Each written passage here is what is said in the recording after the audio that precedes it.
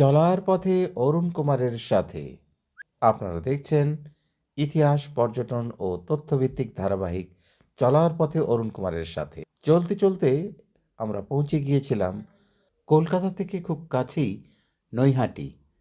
হাঁটা পথে পেয়ে গিয়েছিলাম কথাসাহিত্যিক ঋষি বঙ্কিমচন্দ্রের জন্মস্থান।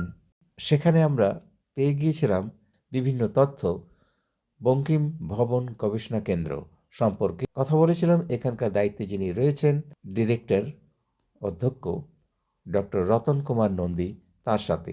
তিনি জানালেন বঙ্কিম ভবন গবেষণা কেন্দ্র সম্পর্কে বিস্তারিত তথ্য। চলুন দেখা যাক, শোনা যাক। সঙ্গে থাকুন, দেখতে থাকুন চলার পথে অরুণ কুমারের সাথে।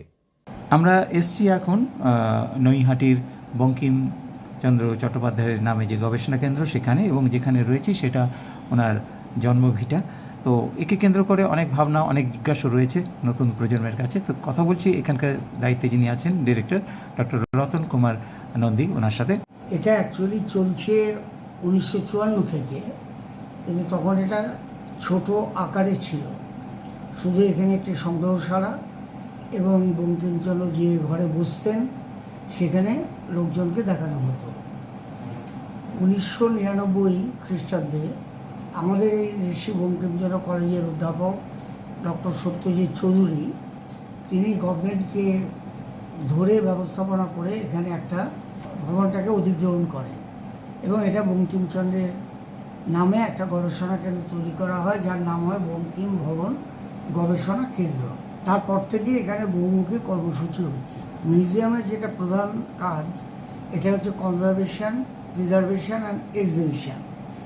আমরা এখানে কনজারভেশন, প্রিজারভেশন, এক্সিবিশন নিয়ে কাজ করছি এবং সেখানে আমরা সমস্ত দিক থেকে পুরনো স্ট্রাকচারটাকে বজায় রেখে আমরা বঙ্কিম ভবনকে আমরা তার পুরনো রূপ দিয়ে এটা গঠন করেছি এবং তার সঙ্গে সঙ্গে বহুমুখী কর্মসূচি নিয়েছি।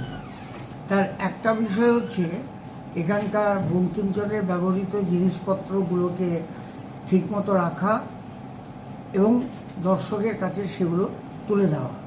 এটার জন্য আমাদের কিউরেটরের গৌতম সরকারের অধীনে এখানে একটা সেকশন আছে যারা এই প্রদর্শনশালাগুলো দেখায়।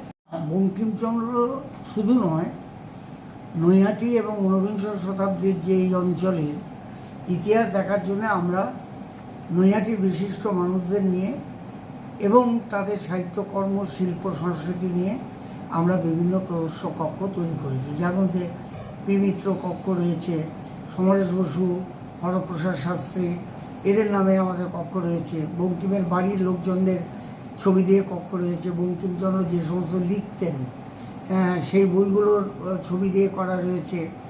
তাছাড়া মূল প্রদর্শনশালায় যেখানে বঙ্কিমচন্দ্র তার বন্ধুবান্ধবদের নিয়ে যে আড্ডা দিতেন সেটাও সেখানে রয়েছে আর কি। এখন আমাদের এখানে আরেকটা ব্যাপার হচ্ছে আমাদের পাবলিকেশনের দুটো পার্ট আছে।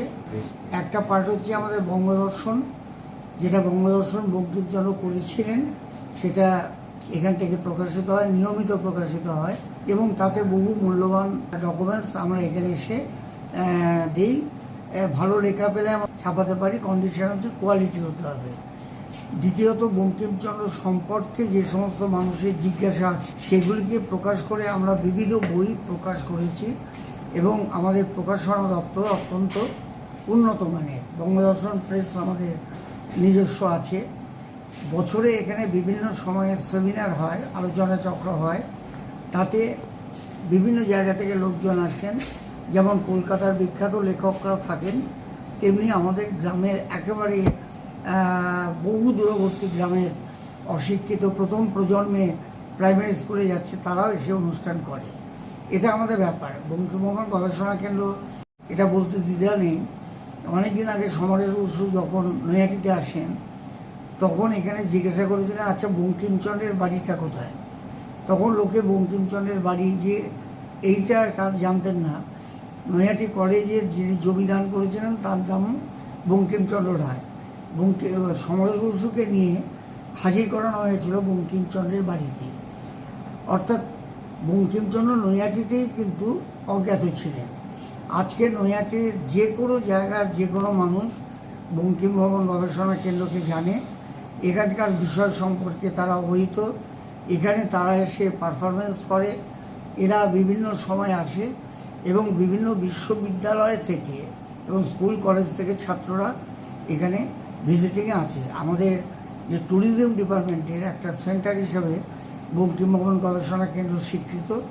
তাই এই যে যখন ইলেকশন হচ্ছে, কালকে আমাদের রাজ্যপাল এসেছিলেন, এই যে ইলেকশন হবে যারা অবজারভার আসবেন তারাও আসবেন, এই যে এসআইআর হয়েছে জাজ তারা এসছেন, এখানে আমাদের অত্যন্ত দক্ষ কর্মীরা রয়েছে।